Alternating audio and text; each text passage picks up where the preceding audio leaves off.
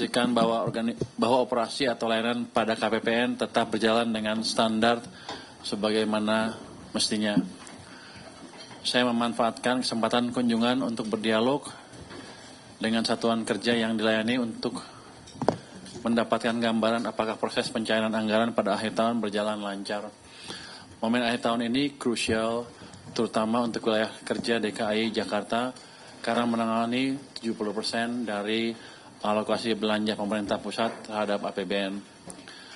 Agenda kemudian dilanjutkan dengan rapat ALKO bersama dengan para pimpinan dan pejabat terkait di lingkungan Kementerian Keuangan dan dialog akhir tahun dengan seluruh jajaran Kementerian Keuangan di Indonesia untuk memastikan di akhir tahun semuanya berjalan dengan baik. Jadi saya barusan selesai acara tadi. Sedikit ke kinerja APBN. Pada agenda dialog akhir tahun, saya berinteraksi melalui ruang daring dengan seluruh jajaran Kementerian Keuangan yang tersebar di Indonesia. Masing-masing regional melaporkan mengenai update dan kondisi dari APBN regionalnya. Pada sisi ini juga, saya berkoordinasi dengan seluruh perwakilan Kementerian Keuangan di regional mengenai penyelesaian transaksi akhir tahun anggaran 2025. Selanjutnya, kinerja APBN berjalan on track dan terkendali. Kami terus memantau perkembangan kerja APBN sampai tutup kas nanti malam jam 12 ya. Realisasi APBN 2025 rencananya akan disampaikan dalam konferensi pers minggu depan. APBN akan terus kami kelola dengan sebagai instrumen utama stabilisasi dan akselerasi pertumbuhan, juga memastikan program prioritas berjalan efektif serta memperkuat perlindungan masyarakat. Itu mungkin pernyataan pendek dari saya. Kalau ada pertanyaan silakan. Boleh dulu Pak ekonomi 2025 yang kalian kayak gimana gitu sekarang? Terus mungkin sedikit price untuk tahun depan. 2025 ekonomi di awal tahun sampai mungkin bulan 9 melambat dengan amat signifikan. Tapi dengan perubahan kebijakan dari kami yang kemudian dibantu oleh Bank Sentral hari ini, ekonomi kita berhasil recover dengan cukup baik, terutama di triwulan keempat. Ada dampak kebijakan injeksi uang yang kita taruh di sistem perbankan itu nggak seoptimal yang saya duga, saya estimasi sebelumnya. Harusnya ekonominya harusnya lari lebih cepat karena ada sedikit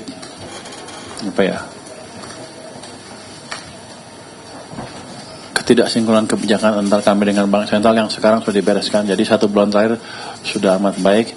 Yang penting adalah ke depan dengan kebijakan yang semakin sinkron antara kami dengan Bank Sentral,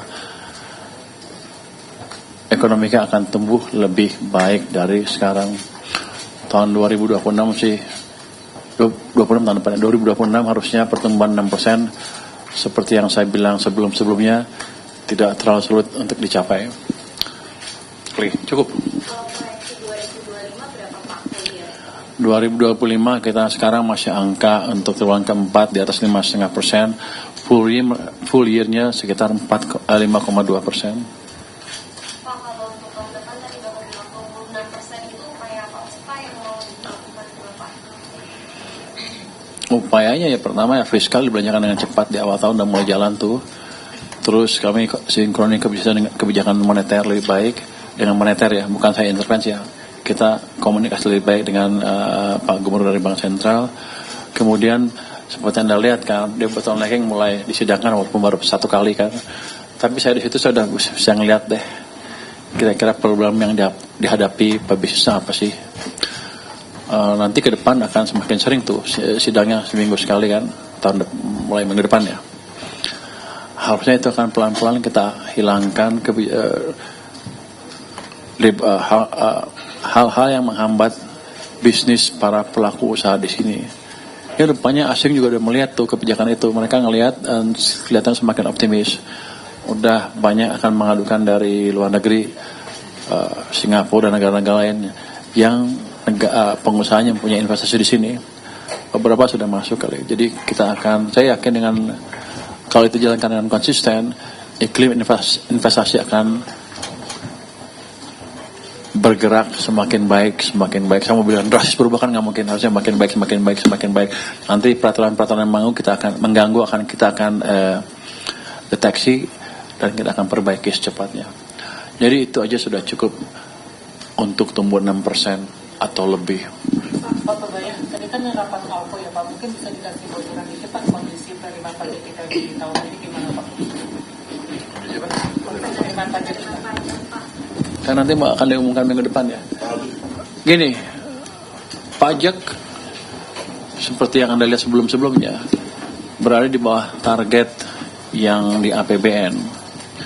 Jadi kita nggak memungkiri itu kan, karena ekonomi jelek beberapa bulan sebelumnya, 9 bulan pertama tahun ini. Terus ada beberapa upaya penarikan pajak yang saya tunda sampai ekonominya bagus. Kan percuma juga kalau saya kerjakan juga akan nggak masuk juga uangnya, malah memperburuk ekonomi. Jadi kita lakukan kebijakan counter cyclical.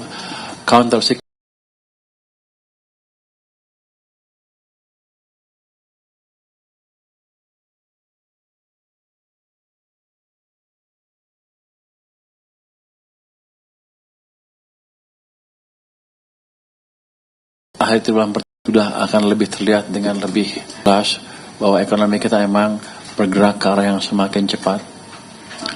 Realisasi penempatan dana di perbankan 200 sama 76. Ya, 76 triliun tambahan. Oh. Itu kan kita udah masukkan semua waktu itu ke bank ke perbankan. Tapi pelan-pelan kita tarik sedikit ya. Sekarang di bank ada 200. Sisanya yang di bank ada 201 triliun yang di perbankan. Yang 76 kita tarik tapi kita belanjakan lagi. Jadi masuk ke sistem tapi nggak langsung dalam bentuk uang saya di bank, tapi uangnya masuk ke sistem lagi. Jadi tadinya di bank saya tarik, belanjain lagi satu. Udah masuk di sistem lagi. Jadi tapi yang 200 tetap di sana. Jadi dampak dari itu masih ada di sistem. Jadi bukan dipinjemin oleh banknya, tapi sebelum dipinjemin pasti, tapi ditarik, saya masukin lagi ke sistem dalam bentuk belanja pemerintah, daerah dan pusat. Jadi ke ekonomi dampaknya mungkin lebih positif. Terus beberapa 2 minggu terakhir Bank Sentral juga sudah mendukung kebijakan kami. Artinya uang akan semakin banyak di sistem perekonomian. Jadi Anda nggak usah takut ekonomi kita akan melambat.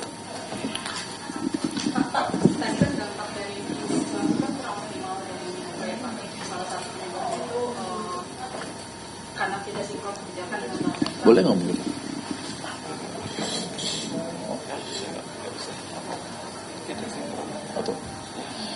Bukan tidak sinkron. Cara kami melakukan kebijakan dengan bangsa kan beda. Ada perbedaan dampak waktu lah, hanya itu aja. Tapi sekarang sudah dipercepat dan dirapikan, harusnya sih ke depan gak ada masalah. Yang penting kita lihat ke depan seperti apa. Dan kita lihat 2 minggu terakhir sudah amat baik sekali. Harusnya sih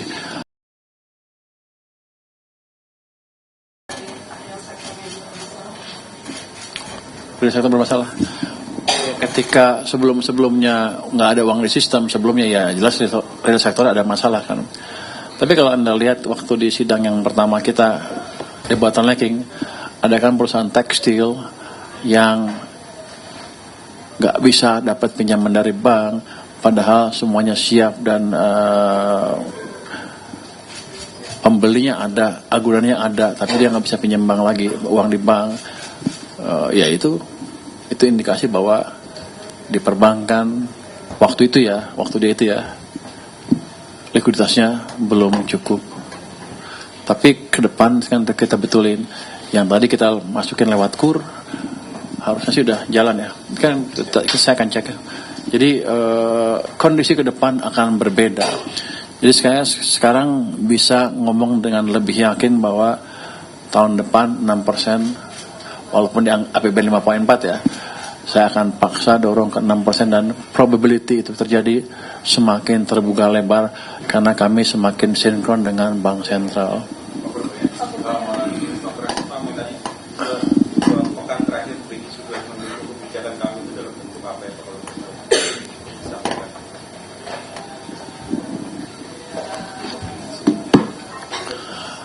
Dalam bentuk komunikasi dengan masyarakat kita lebih baik, dan yang di lapangan itu, kalau saya boleh cerita sedikit ya,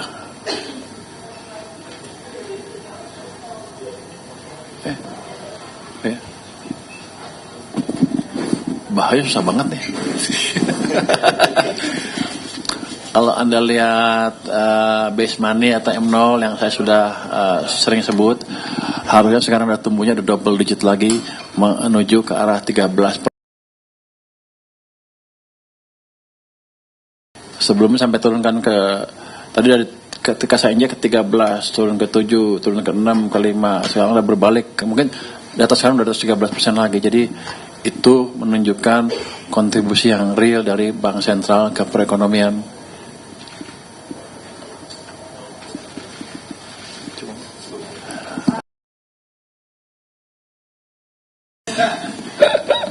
Gimana? Evaluasi belanja pemerintah untuk tahun ini kayak seperti apa Pak, dan apakah sudah cukup maksimal untuk mendorong pertumbuhan ekonomi sampai akhir tahun ini? Yang kedua mengenai pertumbuhan kredit itu kan masih lambat Pak, sementara likuiditasnya masih sangat banyak. Gimana nanti untuk mendorong kredit ini bisa?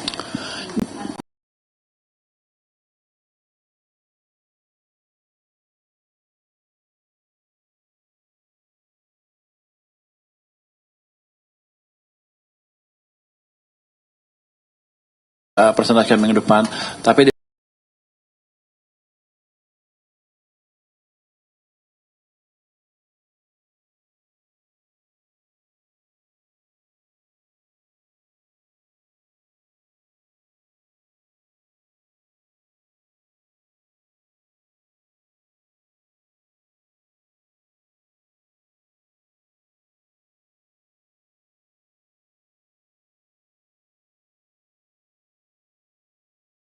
ini sampai malam nih.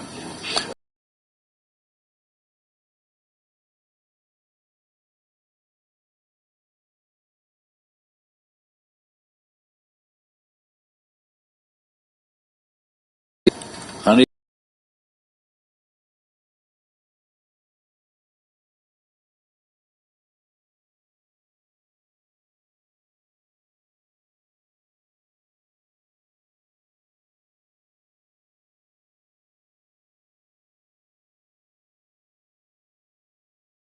kita ini, saya tiba-tiba dia punya 20 triliun gitu. Dia maunya taruh di bank sentral kan, supaya dapat bunga SRB dan lain-lain. Ternyata nggak bisa, kan uangnya dia pegang kan, ditaruh di berangkasnya, kira-kira gitu kan. Tapi kalau di berangkas terus, rugi dia. Dia mesti bayar bunga ke deposannya kan, 3%, 4% tergantung kondisi banknya. Jadi dia akan terpaksa mencari tempat di mana uang itu menghasilkan return yang lebih tinggi. Mungkin pertama capital market, pasar obligasi, dan lain-lain. Tapi eventually kan supply pasar modal, instrumen pasar modal maupun obligasi kan bukan unlimited. Suatu saat dia nggak bisa nyalurin lagi. Dia akan coba cari kredit-kredit yang pertama yang bagus-bagus. Ketika bank banyak berkompetisi untuk menyalurkan kredit ke yang proyek yang bagus, kan bunganya turun untuk orang yang punya proyek yang bagus tadi. Nanti kalau proyeknya udah bagus, udah habis yang bagus, dia akan cari yang bagus sedikit, bagus lah di bawah sedikit. Terus semuanya berini, bunga akan turun, kredit akan tumbuh. Jadi sistem kebijakan itu akan memaksa bank menyalurkan kredit. Kalau enggak, dia rugi. Jadi ini kebijakan yang bagus sekali deh yang didukung oleh Bank Sentral. Atau Bank Sentral lo ngomong, saya boleh ngomong gitu ya? Boleh ya? Kira-kira gitu. Tapi kalau dari sisi pengusahanya kan katanya masih ada yang betul-betul mau penggunaan likuiditas yang ada. Kalau Anda, gini, pengusaha juga akan lihat ketika uangnya banyak. Jadi demand untuk for credit tuh nggak ada, tuh nggak bener. Anda lihat aja waktu yang kasus saya yang pertama, dia cari kredit loh, cari pinjaman dari bank, banknya nggak ada yang ngasih pinjam. Kenapa? Dia bisa naruh tempat yang lebih enak. Tapi sekarang ketika uangnya lebih, ada yang minta seperti itu, pasti disalurkan lebih cepat, dengan lebih cepat. Jadi nggak betul klaim bahwa undisbursed loan tinggi, karena itu ditambah uang pun nggak ada yang minjem di perekonomian. Kalau saya lihat undisbursed loan tuh share-nya kira-kira sama terus sepanjang tahun, segitu aja dari total portfolio loan banknya. Artinya apa? Kalau kita lihat pengalaman tahun 2020, 2021, bulan Mei kita injek uang, kredit tumbuh. Saya yakin posisi undisbursed-nya sama kan? Tapi tetap aja kreditnya bisa tumbuh double digit pada waktu itu. Jadi ya, problem undisbursed loan ada, tapi ketika ekonominya tumbuh, yang lain akan pinjam lebih banyak ke perbankan. Harusnya dampaknya positif. Dan kalau kita lihat biasanya sih 3 bulan, 4 bulan setelah uang itu masuk ke sistem, kredit mulai tumbuh dengan lebih signifikan. Kalau kredit cepat ya, tapi economic activity overall akan tumbuh dengan signifikan 2 bulan, 3 bulan setelah uang itu masuk ke sistem. Anda lihat kan, walaupun nggak penuh dampak yang saya injek ke sistem kemarin, tapi ekonominya udah berbalik kan. Kenapa orang nggak demo lagi di jalan? Karena mereka merasa ada harapan masa depan yang lebih baik, karena mereka sudah melihat ada pergerakan di perekonomian. Kalau Anda lihat di kampung-kampung, di pinggiran udah mulai gerak loh ekonominya loh. Paling nggak sesuram waktu itu. Itu dampak dari kebijakan yang waktu itu. Jadi itu bukan terjadi begitu saja. Itu efek real dari suatu kebijakan moneter dan fiskal yang pas. Anda masih meragukan? Pak, kalau boleh tahu kementerian lembaga yang udah ngembaliin anggaran yang belum terserap per hari ini berapa, Pak? Gini, rupanya itu jadi sensitif isu itu. Kalau saya sebutin namanya, dia akan berusaha ngambil duit sebanyak dari tempat saya, walaupun nggak dibelanjain. Jadi yang jelas begini, ada banyak yang mengembalikan. Yang jelas yang penting untuk saya adalah kondisi defisit fiskal masih terkendali. Saya takut kalau saya sebutin nanti besok dia minta lagi. Cuma untuk nunjukin ke orang bahwa dia bisa nyerap, padahal ntar dibalikin juga. Jadi itu aja. Tapi tahun depan kan saya dapat semacam izin dari Komisi 11 untuk masuk ke kementerian lembaga kan. Saya akan monitor penyerapan mereka seperti apa, bagus apa enggak, dampaknya maksimal apa enggak, sesuai enggak dengan programnya, dimakan apa enggak. Kayak gitu kira-kira. Saya udah boleh. Ya?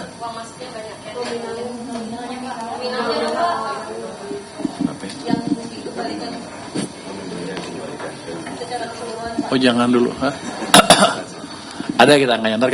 Nanti minggu depan lah kita umumkan ya. Misalnya terkendali berarti dipastikan nggak lebih dari 275 atau mendekati 275? Di atas itu. 3%. Dan kami komunikasi terus dengan DPR. Di atas outlook ya Pak, sorry Pak, 278. Mungkin ini kan masih bergerak nih. Minggu depan udah pastinya deh, ntar saya salah ngomong karena geser-geser nyangkanya nih tanggal.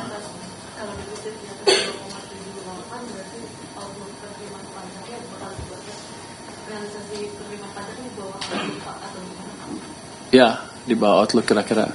Tapi detailnya nanti minggu depan saya presentasikan. Pak Purbaya, terkait bea keluarnya emas sama batu bara kan mulai berlaku tanggal 1 Januari 2026. Itu besarannya kira-kira berapa ya Pak untuk yang bea keluarnya itu dipungut besarnya berapa? Lalu juga lagi di istana kan? sebelum ditapalkan ya Pak untuk batu bara. Itu untuk levelnya masih di pembahasan. Kalau nggak salah sih diusulkan tergantung harga batu baranya ya. Ada 5, ada 8, ada 11 tergantung level harga batu baranya. Di bawah harga tentu 5, di atas harga tentu 8, di atas 11. Tapi ini masih didiskusikan di level teknis. Perpres itu ya sedang akan dibuat. Jadi saya belum bisa pastikan berapa itu pasnya, karena sebagian juga masih ada yang protes kan. Kita mungkin akan ataskan ke depan dan Berarti bisa mundur dari tanggal 1 dong Pak? Nggak kan bisa berlaku surut juga. Itu logika penggunaan biaya uang itu mengompensasi restitusi dari pajak batu bara yang tinggi. Dari apa? Pajak restitusi pajak. Antara itu, tapi kalau saya lihat netnya, dia bayar pajak, bayar ini, bayar PPH, bayar itu, royalti segala macam. Tapi ditarik di restitusi, saya dapatnya negatif. Jadi saya memberi subsidi perusahaan batubara yang udah pada kaya itu. Menurut Anda wajar nggak? Undang-undang 3, gue ingetnya Undang 33 aja. Undang-undang 45 pasal 33, gue lupa ayatnya. Kira-kira itu untuk bumi dan tanah dan untuk kemakmuran rakyat, sepenuhnya kemakmuran rakyat kan. Kalau ini enggak kan, diambil tanah, diambil bumi, ambil, saya bayar juga. Kalau gitu lebih baik saya tutup semuanya, industri batubara, selesai. Saya masih nol. Dari sisi fiskal, tapi kan nggak gitu kebijakannya. Kita cari yang optimal untuk semuanya, untuk pengusaha maupun untuk negara, untuk masyarakat juga. Kan pajaknya bukan saya pakai makan-makan, tapi tadi makan-makan ya. Kita pakai untuk program-program yang bisa memakmurkan masyarakat. Misalnya kayak bencana di Aceh, dari mana uangnya? Program pendidikan dari mana? Gitu kira-kira. Jadi kita cari balance yang pas buat semua pelaku bisnis maupun untuk negaranya. Tujuan kami bukan mematikan industri batubara, tapi mengoptimalkan pelaksanaan hak-hak mereka sehingga negara dan rakyat pun diuntungkan juga. Tapi kondisinya kan ketika pintunya itu Pak diberlakukan ketika harga batubara lagi turun ya Pak. Nah itu ada sudah diskusi dengan pengusaha batubara? Enggak. Karena masih diskusi. Dia udah untung banyak. Dia dapat memberikan net pajak negatif. Saya cuma mau saya balikan ke normal aja. Itu kan gara-gara undang-undang cipta kerja kan. Jadi ada perubahan yang tiba-tiba di sana sehingga mereka bisa klaim restitusi sehingga dan pelaksanaan restitusinya berlebihan, itu aja.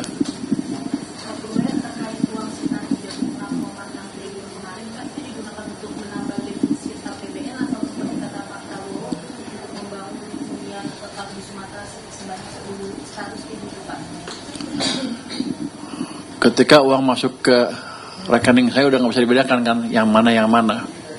Tapi nanti kalau diperlukan uang untuk pembangunan sekolah ya, Untap. Oh udah ada kan? Itu udah uangnya sudah ada, itu dari penyisiran dana-dana anggaran APBN 2026 dari kementerian lembaga yang kita sisir yang dianggap dipakai untuk rapat dan jalan-jalan yang nggak terlalu produktif. Sudah ada itu, jadi nggak harus ada. Yang itu bisa dipakai untuk yang lain.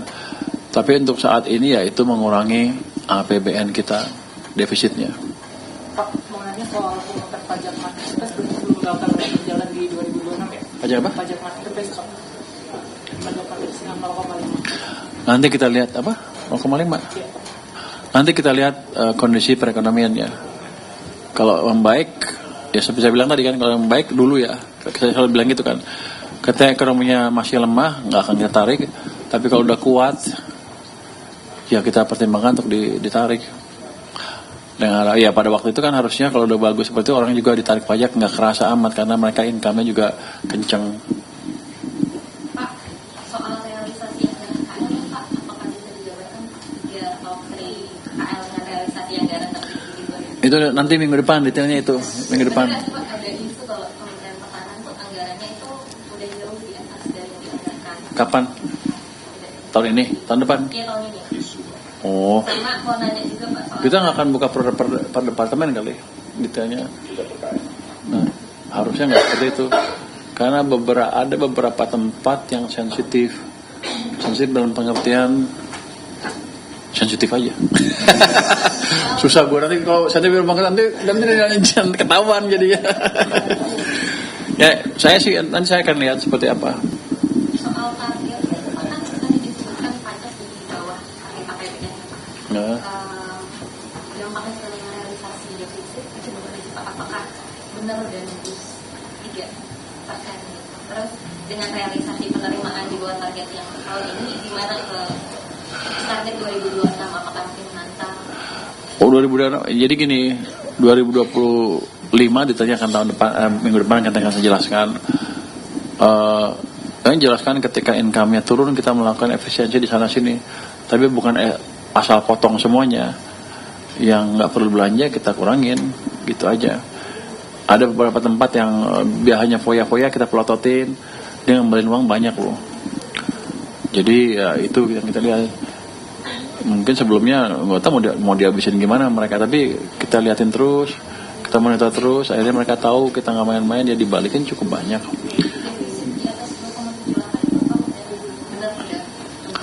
Nanti kita lihat minggu depan, karena sampai nanti malam bergerak terus nih angkanya nih. Nanti kalau saya sebut salah, Purbaya salah katanya.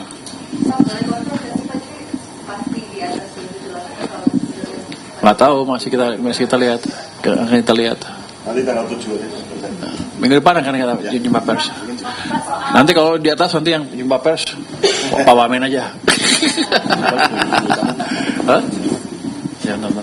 Lagi? Pak, soal konteks yang masih banyak gangguan, Pak, itu kan wajib pajak mau aktifasi publik masih banyak yang gangguan, Pak. Ya, besok udah Webnya terus ada ngomel-ngomel Pak. Ada beberapa orang yang ngomel saya, 2 orang yang ngomel dalam 2 hari ini. Lu bisa masuk gak? Itu kayaknya complicated ya ininya, cara ininya ya. Nanti saya nilai deh, saya lihat lagi. Tapi sistemnya sih, kalau Anda digaya sama orang pajak, pasti selesai. Tapi kalau sendiri Agak susah, makanya gue bingung, itu salah sistem atau ininya. Jadi gini aja deh. Di sini buat deh training untuk mereka ngisi pajak. Kapan kita ketemu sebelumnya dengan orang pajak sini, Anda bantu deh biar nunjukin bahwa itu bisa kalau Anda mengerti. Tapi sepertinya mesti dibuat petunjuk yang jelas supaya orang gampang masukinnya tuh. Karena kalau di tempat-tempat di kantor-kantor pajak kan berdatang tuh banyak KPK, KPP pajak itu dibantu masuk semua tuh cepat. Jadi kemungkinan besar ya prosedurnya agak complicated atau ada kurang apa, emailnya garansinya rumit. Nanti saya akan cek lagi ke itu ke orang pajak tempat baik itu. Pak, tapi konteks masih dipegang pihak LG atau gimana Pak? Sudah enggak? Sudah karena kita betulin terus. sudah sering terima solusi gitu Pak. Sudah. Kapan Pak? Pertengahan Desember kemarin, 15 Desember. Tapi katanya mereka masih mau ngasih garansi sampai bulan Maret tahun depan. Yang untuk saya sih nggak terlalu penting karena mereka yang untuk yang ada aja nggak bisa.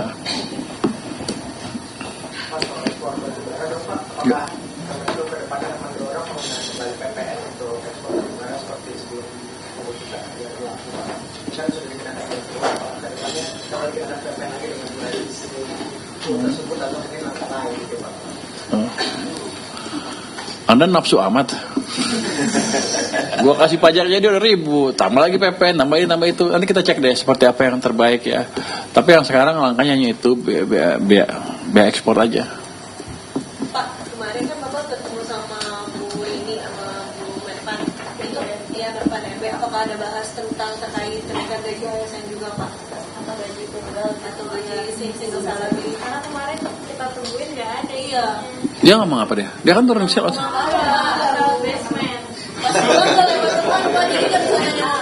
lewat basement. Wah, Anda mesti tanya dia kalau gitu. Kita diskusikan gini, sama aja dengan yang lain. Kita akan lihat kondisi keuangan kita seperti apa. Dengan seperti saya bilang sebelumnya, harusnya kalau enggak itu saya harusnya kalau semuanya sinkron dari awal. Sekarang saya udah bisa lihat arah kemana tuh ini income kita. Tapi saya mesti tunggu satu triwulan lagi untuk melihat gimana sih sebetulnya arah ekonomi kita dengan sinkron, kebijakan yang lebih sinkron dibanding sebelumnya. Habis itu mungkin triwulan kedua karena baru kita bisa diskusikan masalah-masalah yang berdampak kepada kenaikan belanja pemerintah. Pak, bacaan Kemenkyu soal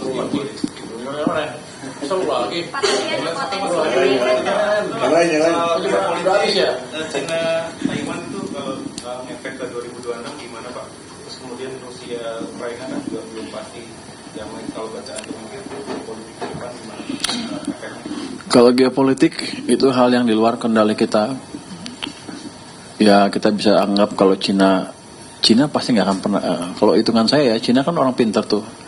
Dia akan nyerang Taiwan karena dia juga rugi. Banyak investor Taiwan juga di Cina, gitu. Kalau dia akan hanya itu aja, jangan sampai Taiwan merdeka. Tapi kira-kira, gue jadi kayak ahli politik ya. Oh, ini kebiasaan waktu di maritim. Saya yang kendala maritim dan energi kan, termasuk laut Cina Selatan, nggak boleh ngomong gitu. Saya Menteri Keuangan sekarang. Jadi kira-kira gini. Saya akan fokus ke kebijakan dalam negeri saja dan kebijakan-kebijakan yang memperkuat daya saing kita di pasar luar negeri. Masalah geopolitik di luar kendali saya. Seandainya ribut pun, kalau kita bisa jaga domestik ekonominya, di mana domestic demand memberi kontribusi kita 9% terhadap perekonomian, harusnya kita akan aman-aman aja. Jadi Anda nggak usah takut. Anda di tangan orang yang ahli. Nggak boleh ngomong gitu. Nanti tato beredar yang itu ya. Anda nggak usah takut. Kalau kita ada bersatu, harusnya sih nggak ada masalah untuk pertumbuhan ekonomi kita. Pak, untuk bencana Sumatera ada anggaran tambahan? BNPB. Kenapa Anda nih, Ben? Kemarin di Aceh. BNPB kan masih ada sisa anggaran 1,5 triliun, tapi sampai sekarang mereka belum mengajukan, jadi saya nggak tahu. Tapi kita coba alihkan ke ada yang namanya Satgas Jembatan yang diketuai oleh Kasat, sekarang sedang berproses. Bisa nggak mereka mengajukan anggaran dalam waktu cepat? Kalau bisa ya hari ini dicairkan ke sana, ditargetkan 1 triliun. Kalau bisa, saya pikir saya nggak akan sampai sana, tapi mereka perlu ganti jembatan-jembatan yang mereka beli. Utang-utang yang mereka sudah keluarkan untuk membeli jembatan itu, dan alat-alat berat yang diperlukan oleh mereka oleh bupati-bupati dan gubernur kemarin, anggarannya ada. Jadi kalau bisa dimasukkan hari ini, itu hari ini langsung cair. Jadi dari kemarin sore, malam, pagi terus diskusi terus, sepertinya sudah clear gimana cara mencairkan anggarannya. Kan tadinya kan hanya BNPB yang bisa minta anggaran untuk bencana. Kita udah ubah sekarang bisa ke Satgas Jembatan yang diketuai oleh Kasat. Jadi ke Angkatan Darat ininya. Tapi nanti ke Aceh juga. Artinya untuk sementara pakai anggaran itu yang ada dulu ya, Pak? Iya. Yang sekarang yang ada aja, dia bisa aja belum tentu bisa dia. Tahun depan ya kita ada 5 triliun lagi untuk dana bencana, dana cadangan bencana ya. Tambah 250 miliar juga untuk dana cash tersedia. Nanti yang dibutuhkan untuk rekonstruksi yang 51-60 triliun itu kita sudah siapkan dari penyisiran belanja kementerian lembaga yang kita anggap tidak produktif. Itu sudah kita sisir sebelum bencana. Jadi saya udah punya tuh 60 triliun sebelum bencana itu. Jadi begitu bencana ya udah tinggal geser ke situ aja. Jadi anggarannya untuk bencana aman. Untuk Aceh kita sedang pertimbangkan di mana provinsi, kabupaten, kota Aceh. Nanti saya coba usulkan TKD-nya tidak dipotong jadi sama dengan tahun 2025. Itu yang mereka minta kemarin di sana di Aceh. Pak, kalau Satgas Jembatan itu udah ada di tangan ke misalkan menambah gaji untuk para TNI yang kemarin Bapak sempat lihat kulit amat mau dikasih makan dewan? Enggak, tergantung nanti kasatnya ngajuin seperti apa. Kita bayar sesuai permintaan dia. Belum ada pembahasan ke arah sana ya? Hah? Belum ada pembahasan ke arah sana. Gaji, menambah gaji. Kalau dia pinter-pinter ya bisa sisipin aja. Kan bisa buat anggaran ini, buat tenaga kerja di sana berapa kan bisa. Asal masuk akal ya kita keluarin anggarannya. Oh kan kasihan tuh. Makanya nasi bungkus rupanya. Di YouTube ada yang saya lihat makan di karton loh. Makanan di karton loh. Di TikTok tentara kan kasihan kayak gitu. Udah kerja capek. Saya pikir kita harus perlakukan lebih layak gitu. Lagi. Mau konfirmasi tadi soal yang dana 276 triliun itu kan tadi katanya Bapak tarik lagi 76 tapi sisa 201. Berarti yang ditarik 75 dong Pak? Iya, 75 ditarik. Dan itu yang Bank DKI ditarik juga nggak Pak? Atau enggak? Kan ke Bank DKI ada tambahan 1 triliun. Enggak harusnya. Enggak. Ke Bank DKI 1 triliunnya tetap. Enggak, harusnya enggak. Tapi gini, uang kita tuh masih lebih banyak. Sekarang masih ada 390 tadi. Akhir tahun ini uang saya kalau enggak ini ada 360 atau 390? Ya? 390-an, 390 triliun. 200 sana, sebagian di Bank Sentral karena siap-siap untuk pengeluaran Januari. Jadi nanti kalau di situ masih lebih ya kita balikin lagi. Jadi tapi dengan bantuan, dengan sinkronisasi kebijakan dengan Bank Sentral, perbankan sudah cukup likuiditasnya. Saya nggak usah harus mikirin lagi, mindahin lagi lebih besar. Jadi tergantung kondisi likuiditas di sistemnya. Sepertinya sudah lebih stabil dibanding sebelumnya. Sama tahun depan kira-kira ada diskon listrik lagi nggak Pak? Diskon dari listrik ya, Stimulus. Sampai sekarang belum ada usulan, nanti kita lihat seperti apa masukannya. Jadi kalau ekonominya udah lari, mah nggak usah. Nanti Anda doain aja saya kerjanya benar sehingga ekonominya bagus. San? Jadi, bentar lagi sudah di istana. 1 Januari tanggal 2 ya. 1 Januari, tanggal 1. Belum dibahas sama pelaku tetap. Nanti tinggal BI buat peraturan BI-nya, ini buat PP selesai. Udah dibahas, udah diskusi, udah harmonisasi, tinggal di sana. Anda protes apa? Enggak Pak, cuma nanya aja kenapa regulasinya belum keluar, kan pelaku usaha jadi nggak bisa memastikan detail regulasinya sesuai atau enggak dengan yang dilakukan. Itu seandainya misalnya telat sedikit juga bisa nggak apa-apa juga, pokoknya jalan nanti begitu keluar. Tapi akan seperti itu. Dan sampai sekarang belum ada perubahan desain dari peraturannya. Tinggal masalah waktu aja. Oke. Terima kasih. Siapa?